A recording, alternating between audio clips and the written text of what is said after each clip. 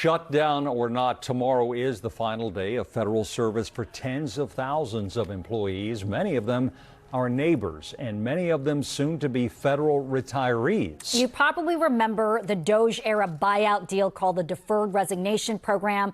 The first round of that expires tomorrow. The News 4 I-team has heard from employees anxious about how quickly they will be able to collect their retirement pay. So Ted Oberg sat down with the director of the Office of Personnel Management to find out.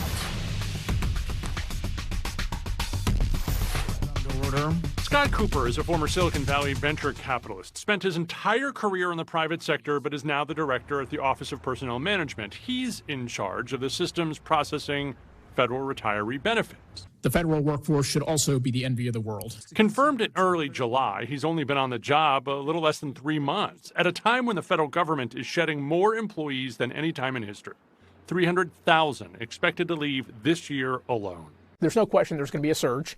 We're doing everything we can to try and address it. Between resignations and retirements, Cooper says roughly 100,000 federal employees have their last day tomorrow.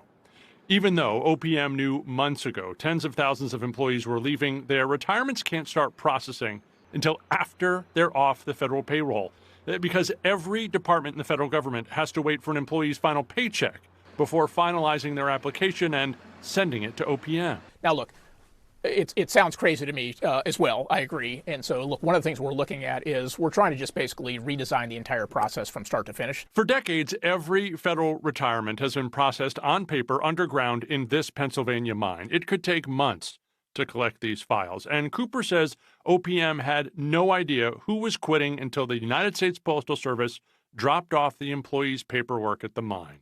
In the past, you could have gotten 10 in one day, you could have gotten 10,000 in one day, you had no idea. Yeah, when the post person shows up, that's when we know what happened. But hopefully not anymore. OPM launched a new online system in the middle of this downsizing. The I-team has heard from some federal employees who said having an online system after already once applying to retire on paper added confusion during their retirement process. But Cooper says it's already paying off. It's going great so far.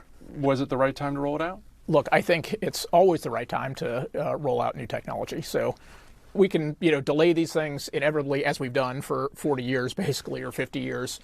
I'm not, those debates to me are just not worth having. He says with the new system, OPM now knows 60,000 retiree applications are coming their way, and says OPM has held on to the 400 people ready to process these claims. We're bringing in additional people in this period. Cooper says he hopes by Thanksgiving, fewer than 2 months away, most will have at least interim benefits, which is as much as 80% of their full retirement. But that's only possible if the individual departments get their retiree claims to OPM before then. Once we get that, then, our goal is to get everything done within 60 days, basically. So far, we've been able to maintain that, and we feel good about our ability to do so.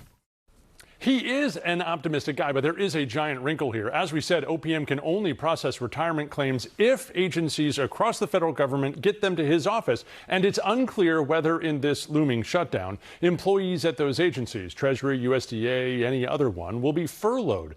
Official guidance says it's up to those agencies to decide whether to keep the employees processing retirement claims on the job during a shutdown. We reached out to OMB and individual agencies with that very question, but no response yet. That's a big question. So, Ted, what advice did Mr. Cooper give for the tens of thousands of workers retiring tomorrow? Yeah, there's no surprise here. He believes in that new online system and said make sure your information is in there. It is something those employees should have already done. And he says stay in close contact with your individual agency's HR team.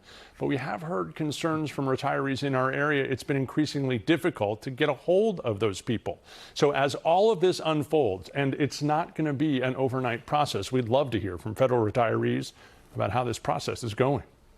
All right, Ted Oberg live for us tonight. Ted, thank you. And if you want to reach out to the I-team, here's how you can do it. You can call 202-885-4444 or send an email to tips@news4iteam.com.